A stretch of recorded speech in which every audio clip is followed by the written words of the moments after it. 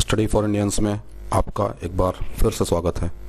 जैसा कि आप जानते हैं कि हम लोग टीटी परीक्षा के संदर्भ में वीडियो की एक श्रृंखला बना रहे हैं, जिसके 2 भाग पहले ही अपलोड किए जा चुके हैं और ये तीसरा भाग जो आज हम लोग अपलोड कर रहे हैं, तीसरा भाग थोड़ा लेट हो रहा है। इसके पीछे का कारण है कि मेरा लैपटॉप और मेरी तबीयत दोनों ही ख़राब हो गए थे। इसके लिए हम क्षमा प्रार्थी हैं। तो बिना विलंब करते ही आगे शुरू करते हैं। तो जैसा कि आप देख रहे हैं कि मुख्य रूप से आज हमें 3 टॉपिक के बारे में बात करनी है। सबसे पहले अभिप्रेरणा, उसके बाद स्मृति और विस्मृति, तीसरा टॉपिक है पर्सनैलिटी। इन टॉपिक्स को हम बिल्कुल सारांश रूप में प्रस्तुत करेंगे, बहुत डीप में नहीं जाएंगे। चलिए चलते हैं।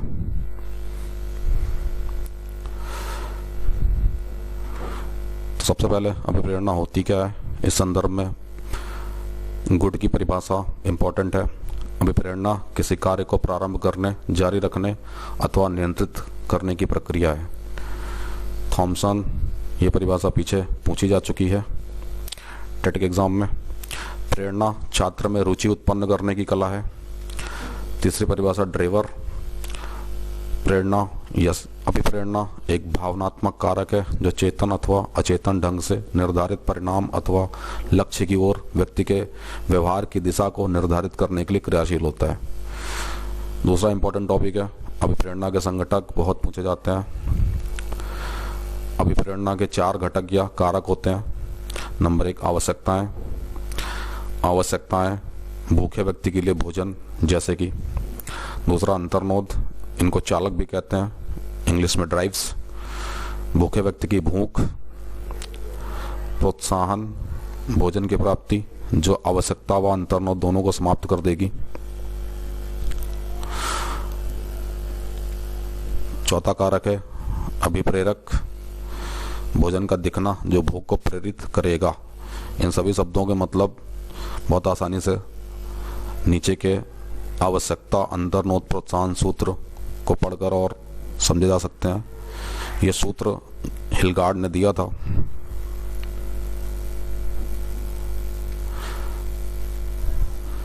इस सूत्र के अनुसार आवश्यकता अंतर्नोद को जन्म देती है। अंतर्नोद बढ़े हुए तनाव की स्थिति है जो प्राणी को क्रिया करने की ओर अग्रसर करता है। प्रोत्साहन बाह्य वातावरण की कोई वस्तु है जो आवश्यकता की पूर्ति करती है तथा इसकी प्राप्ति के फलस्वरूप अंतर्नोद समाप्त हो जाता है।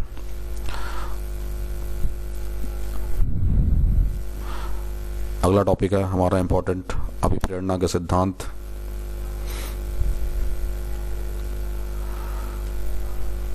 उसमें पहला सिद्धांत है अभिप्रेरणा का मूल प्रवृत्ति सिद्धांत। इसके प्रतिपादक मैकडूगल। सिद्धांत के अनुसार मानव मस्तिष्क में कुछ जन्मजात प्रवृत्तियां होती हैं जो मानव के सभी विचारों और क्रियाओं के लिए प्रेरक शक्ति का कार्य करती हैं। इन्हें ही मूल प्रवृत्तियां कहते हैं। मैकडूगल के अनुसार मूल प्रवृत्तियां जन्मजात और मनोशारीरिक उपद्रव होती हैं तथा ये सभी प्राणियों में विद्यमान होती हैं। एग्जैक्टली यही स्टेटमेंट पीछे पूछा जा चुका है कि ये जो मूल प्रवृत्तियां हैं ये जन्मजात और मनोशारीरिक उपद्रव होती हैं और ये सभी प्राणियों में विद्यमान होती हैं। मैकडूगल ने कुल 14 मूल प्रवृत्तियों की एक सूची प्रस्तुत करी है, जिसका जिक्र हम वीडियो के पहले पार्ट में भी कर चुके हैं। व्यवहारवादियों ने इस सिद्धांत की आलोचना की है। ये रही मैकडूगल द्वारा बताए गए 14 मूल प्रवृत्तियां और उनसे संबंधित संवेग। पलायन, युवित्सा, निवृत्ति, संतान कामना, शरणागति, काम प्रवृत्ति, जिज्ञासा, दैन्य, आत्मगौरव, सामूहिकता, भोजन तलाश, संग्रहण, रचना, धर्मिता और हास, ये मूल प्रवृत्तियां हैं और उनके सामने के संवेग आप देख सकते हैं।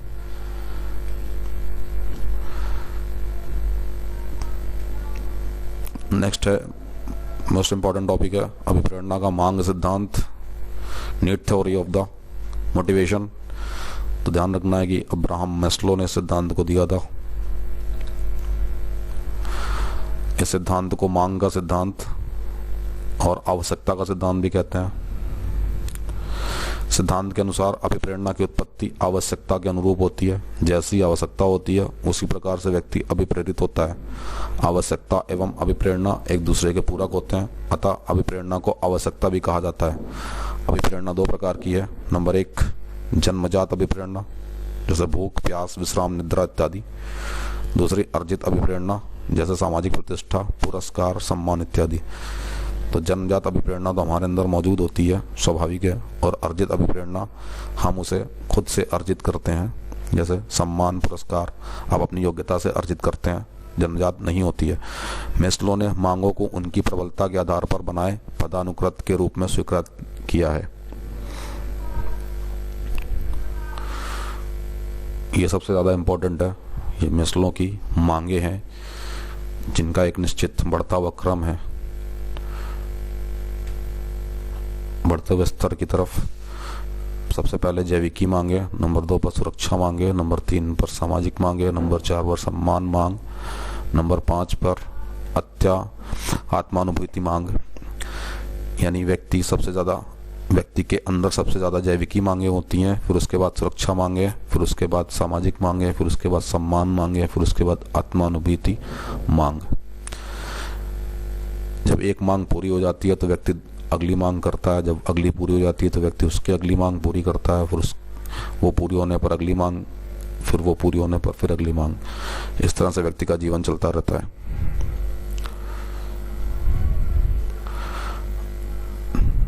अभिप्रेरणा का तीसरा सिद्धांत है प्रणोद न्यूनता सिद्धांत। प्रणोद शब्द जैसा कि इंग्लिश में देख सकते हैं ड्राइव ही इसको कहते हैं। ड्राइव मतलब अंतर्नोद। तो अंतर्नोद और प्रणोद में कोई अंतर नहीं है। इसको दिया था क्लार्क हॉल ने। सिद्धांत के अनुसार प्रत्येक व्यक्ति अपनी आवश्यकताओं से उत्पन्न प्रणोदों को कम करने का प्रयास करता रहता है और यही प्रयास उसे क्रिया करने के लिए सदैव प्रेरित करता है। उदाहरण के लिए एक भूखा व्यक्ति अपनी आवश्यकता के कारण उत्पन्न प्रणोद को सदैव कम करने का प्रयास करता रहता है। सत्य है यह।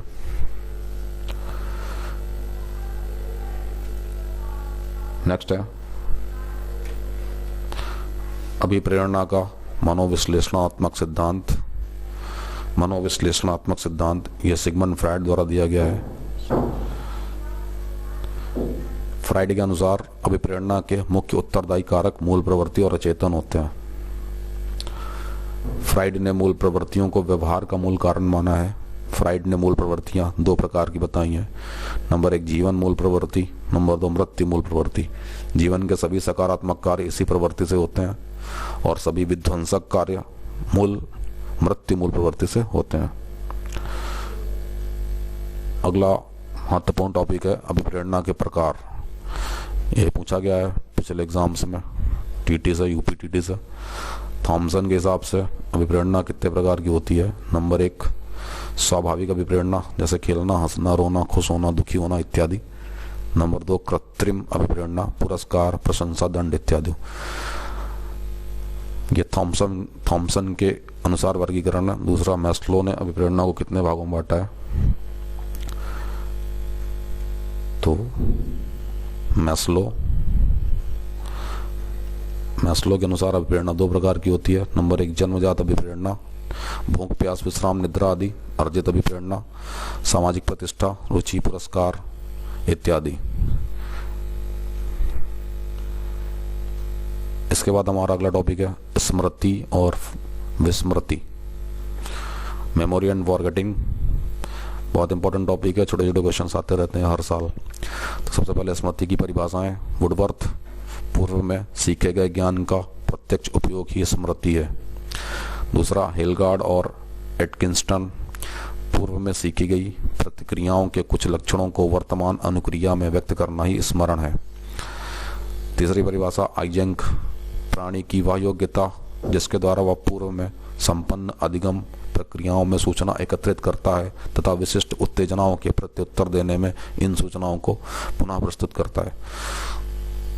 तो वुडवर्ड की परिभाषा इसमें सबसे ज़्यादा इम्पोर्टेंट है और सरल भी है। नेक्स्ट टॉपिक है स्मृति के तत्व बहुत ज़्यादा इम्पोर्टेंट है, कई बार रिपीट हुआ है पीछे एग्जाम्स में। तो स्मृति के 4 तत्व हैं, इनका नाम याद रखना काफ़ी है। नंबर 1 अधिगम, नंबर 2 धारण, नंबर 3 पुनः स्मरण, नंबर 4 पहचान। इन सब के बारे में थोड़ी थोड़ी सूचना नीचे उपलब्ध है, आइए देख लेते हैं। अधिगम, अधिगम यानी सीखना। तो हमें पता है कि बिना सीखे किसी भी वस्तु का स्मरण करना संभव नहीं है, और बिना स्मरण के किसी वस्तु को सीखना भी संभव नहीं है। नंबर 2 धारण क्या होता है? धारण से तात्पर्य सीखी गई वस्तु को या बात को मस्तिष्क में संचित करने से है। वुडवर्थ ने इसकी डेफिनेशन दी है, धारण वह शक्ति है जिसमें सीखी गई बातें पुनः सक्रिय होने तक निष्क्रिय पड़ी रहती हैं। तीसरा है पुनः स्मरण।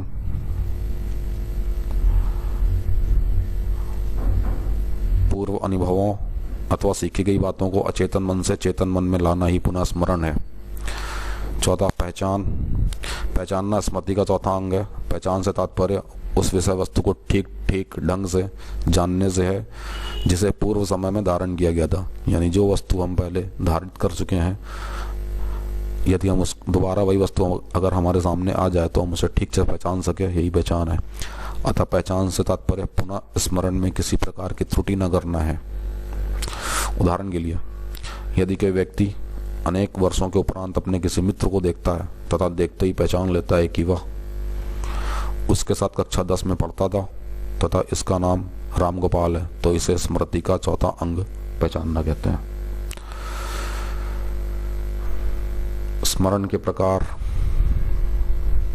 स्मरण मेमोरी कितने प्रकार की होती है? तो मेमोरी कई प्रकार की होती है। नंबर 1 तात्कालिक मेमोरी, इमीडिएट मेमोरी। तात्कालिक स्मृति को संवेदिक स्मृति या सेंसरी मेमोरी भी कहते हैं। इस प्रकार की स्मृति से तात्पर्य किसी विषय वस्तु को सीखने के उपरांत तत्काल बाद दोहरा देने की क्षमता से है। नंबर 2 अस्थायी स्मृति, टेम्पररी मेमोरी। अस्थायी स्मृति को लघु अवधि स्मृति, शॉर्ट टर्म मेमोरी भी कहते हैं। इस प्रकार की स्मृति का तात्पर्य सीखने के थोड़े समय के उपरांत विषय वस्तु को दोहरा देने की क्षमता से है। तीसरा स्थायी स्मृति, परमानेंट मेमोरी। सीखी गई बात को लंबे समय तक या लंबे समय के उपरांत भी बताने की क्षमता। नंबर 4 आख्यात्मक या आख्यानात्मक स्मृति, एपिसोडिक मेमोरी। व्यक्ति के साथ घटी व्यक्तिगत आख्यान तथा घटनाओं की स्मृति होना ही आख्यानात्मक स्मृति है। यह व्यक्तिगत अनुभवों अथवा सूचनाओं से संबंधित होती है। नंबर 5 भाषाई स्मृति।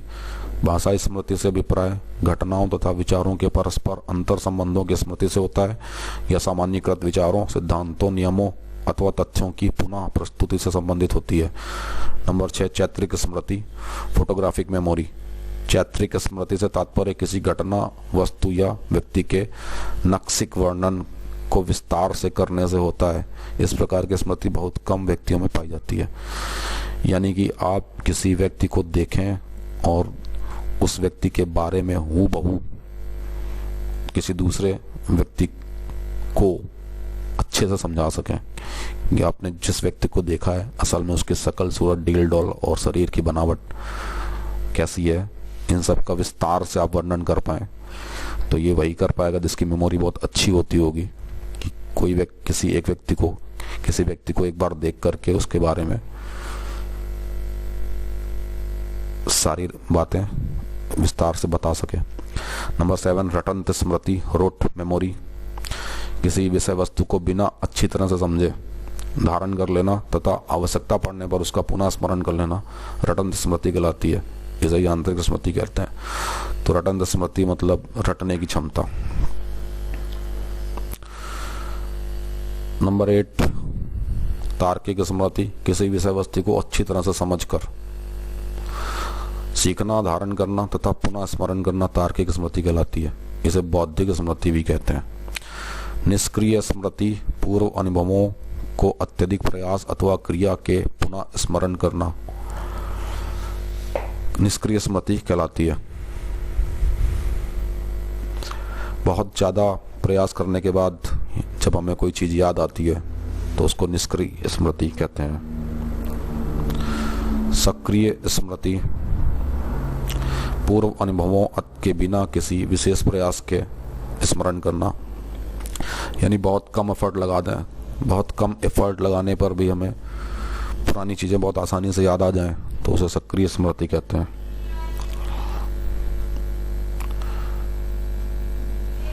अगला बेहद इंपॉर्टेंट टॉपिक है अच्छी स्मृति की विशेषताएं, characteristics of a good memory. शीघ्र अधिगम, उत्तम धारण, शीघ्र पुनः स्मरण और शीघ्र तथा सही पहचान, ये अच्छी स्मृति की 4 विशेषताएं हैं। जल्दी सीख जाए व्यक्ति में ज्ञान को धारण करने की अच्छी क्षमता होनी चाहिए। धारित ज्ञान उसके पुनः स्मरण हो जाए, जैसे उस ज्ञान की आवश्यकता पड़े व्यक्ति को वो ज्ञान याद आ जाए। शीघ्र तथा सही पहचान, व्यक्ति किसी भी चीज़ को अपने ज्ञान के हिसाब से सही पहचान कर सके, यानी अगर व्यक्ति किसी चीज़ को पहले देख चुका है, उसे सीख चुका है, उसे जान चुका है, दोबारा वही चीज़ या व्यक्ति उसके सामने आने पर वो उसे शीघ्र और सही पहचान सके। तो ये सब अच्छी स्मृति की विशेषताएं होती हैं। स्मरण करने की विधियां हमारा अगला इंपॉर्टेंट टॉपिक है। तो पहली है पूर्ण तथा खंड विधि। पूर्ण विधि से तात्पर्य किसी पाठ को एक साथ प्रारंभ से अंत तक दोहराकर याद करने से है, जबकि खंड विधि में पाठ के छोटे छोटे कुछ खंडों में विभक्त करके एक खंड को याद किया जाता है। दूसरी सांतर तथा निरंतर विधि। सांतर विधि में किसी विषय वस्तु को स्मरण करने के लिए उसे अनेक समय अंतरालों पर बार बार दोहराकर याद किया जाता है, जबकि निरंतर विधि में एक ही बैठक में विषय वस्तु को बार बार दोहराकर याद किया जाता है। स्थायी स्मृति के लिए सांतर विधि अधिक उपयुक्त होती है, जबकि तात्कालिक स्मृति के लिए निरंतर विधि को अच्छा समझा जाता है। तीसरा नंबर है सक्रिय तथा निष्क्रिय विधि। स्मरण करने की सक्रिय विधि के अंतर्गत कुछ करके, लिखकर या बोलकर किसी वस्तु का स्मरण किया जाता है। कुछ करके, लिखकर या बोलकर, यानी सक्रिय रहकर किसी वस्तु का स्मरण किया जाता है, जबकि निष्क्रिय विधि में मन ही मन पढ़कर या देखकर या सुनकर उस वस्तु को याद किया जाता है। छोटी कक्षा के बालकों के लिए सक्रिय विधि अधिक उपयोगी होती है, जबकि बड़ी कक्षा के विद्यार्थियों के लिए निष्क्रिय विधि अधिक उपयोगी होती है। नंबर 5 है अबोध तथा रटंत विधि। अबोध विधि के अंतर्गत पाठ्य विषय वस्तु को अच्छी तरह से समझकर तार्किक ढंग से याद किया जाता है, जबकि रटंत विधि में विषय वस्तु को बिना सोचे समझे बार बार दोहराकर केवल रट लिया जाता है। अबोध अंडरस्टैंडिंग पर आधारित होने के कारण अबोध विधि को रटंत विधि की अपेक्षा अधिक अच्छा समझा जाता है। मिश्रित विधि पूछी गई है पीछे रिपीटेड में। पहले पूरे पाठ को प्रारंभ से अंत तक पूरा पढ़ा जाता है, फिर उसे खंडों में बांटकर उनको याद किया जाता है और अंत में पूरे पाठ को प्रारंभ से अंत तक फिर पढ़ा जाता है। दूसरी विचार साचार्य विधि, ये भी पूछी गई है। स्मरण की जाने वाली बातों का ज्ञात बातों से संबंध स्थापित करके उसे स्मरण किया जाता है। जो चीज आप याद करने की कोशिश कर रहे हैं उन्हें पिछली किन्हीं बातों से संबंधित करके याद करें तो जल्दी याद होती हैं, यही इसका मतलब है।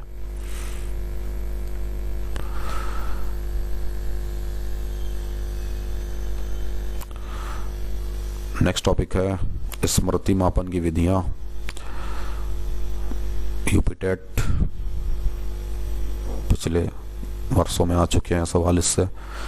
नंबर 1 प्रत्याहान विधि, नंबर 2 पुनः सीखना विधि, नंबर 3 पहचान विधि, नंबर 4 पुनः निर्माण विधि। तो ध्यान रखना ये 4 स्मृति मापन की विधियां होती हैं। अब आते हैं अगला टॉपिक हमारा विस्मरण। फॉरगेटिंग क्या होती है? विस्मरण से तात्पर्य स्मरण की विफलता से है। जब व्यक्ति अपने भूतकाल के अनुभवों को चेतन में लाने में असफल हो जाता है तब उसे विस्मृति कहते हैं। तो ये स्टेटमेंट पीछे एग्जाम में पूछा गया है। मन ने विस्मरण की परिभाषा बताई है, सीखी गई बात को धारण रखने या पुनः स्मरण करने की असफलता विस्मरण है। ड्रेवर के अनुसार विस्मरण से तात्पर्य किसी समय प्रयास करने पर भी किसी पूर्व अनुभव को याद करने अथवा सीखे गए कार्य को करने में असफलता से है।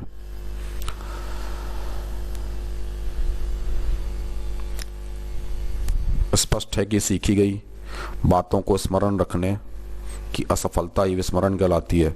विस्मरण व्यक्ति को अनावश्यक तथा व्यर्थ की बातों से मुक्त करती है। अनावश्यक या अवांछित बातों के विस्मरण से व्यक्ति आवश्यक तथा उपयोगी नवीन बातों को धारण करने के लिए तत्पर रहता है। स्मरण तथा विस्मरण को प्रभावित करने वाले कारक। पहला कारक समय अंतराल। अधिगम तथा धारण के बीच समय अंतराल जितना अधिक होता है धारण की मात्रा उतनी ही कम होती है तथा विस्मरण की मात्रा उतनी बढ़ती जाती है। यानी कि अगर आप कोई चीज़ सीखे हैं, सीखने के बाद बहुत लंबे समय तक आपने उसका उपयोग नहीं किया है तो आप उसको भूल जाएंगे। इविंगहास ने इस संदर्भ में काफी काम किया है। इविंगहास 1885 ने विस्मरण के क्षेत्र में संभवतः सर्वप्रथम प्रयोगात्मक अध्ययन किए हैं तथा पाया कि सीखने के उपरांत विस्मरण तीव्र गति से प्रारंभ हो जाता है। उसने देखा कि लगभग 10 घंटे में व्यक्ति सीखी गई निरर्थक सामग्री का 60% से अधिक भाग भूल जाता है। स्मृति अथवा विस्मृति का दूसरा कारक है अधिगम स्तर, लेवल ऑफ लर्निंग। अनेक अध्ययनों ने सिद्ध कर दिया है कि एक निश्चित सीमा तक अधिगम की मात्रा अर्थात पुनरावृत्ति बढ़ाने पर धारण की मात्रा भी तीव्र गति से बढ़ती है। किसी वस्तु को आप बार बार सीखेंगे तो जाहिर सी बात है वो आपकी मेमोरी को बढ़ाएगी। नंबर 3, पाठ्य वस्तु की सार्थकता। सार्थक विषय वस्तु का अधिगम शीघ्र होता है। वस्तुतः अधिगम जितना सरल, सहज तथा तीव्र गति से होता है उसका स्मरण भी उतना ही अधिक होता है, जबकि विस्मरण उतना ही कम होता है। अनेक मनोवैज्ञानिक अध्ययनों ने स्पष्ट रूप से सिद्ध कर दिया है कि निरर्थक सामग्री का विस्मरण अधिक होता है। यानी जिस चीज को आप याद करना चाहते हैं, आपके लिए जरूरी है, सार्थक है, वो आप जल्दी सीख जाएंगे, जल्दी याद कर लेंगे। और आपके लिए निरर्थक चीजें याद करने में दिक्कत होगी।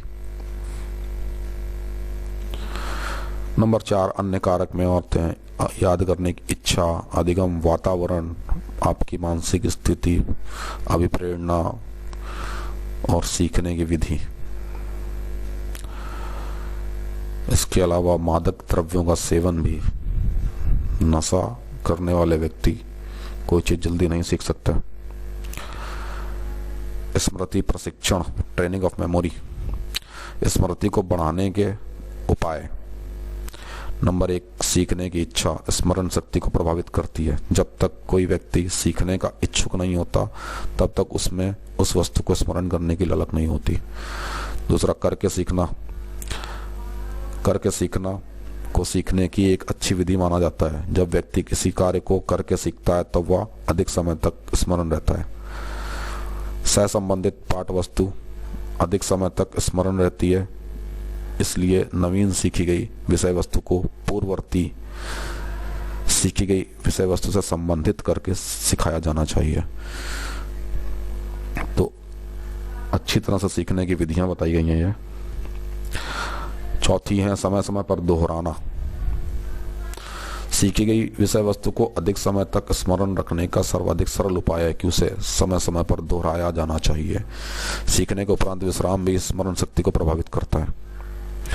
लगातार सीखना थकान उत्पन्न करता है, जिससे मन और दिमाग दोनों थक जाते हैं। फिर उस चीज को स्मरण रखना मुश्किल होता है, इसलिए सीखने के उपरांत विश्राम भी बहुत ही जरूरी है।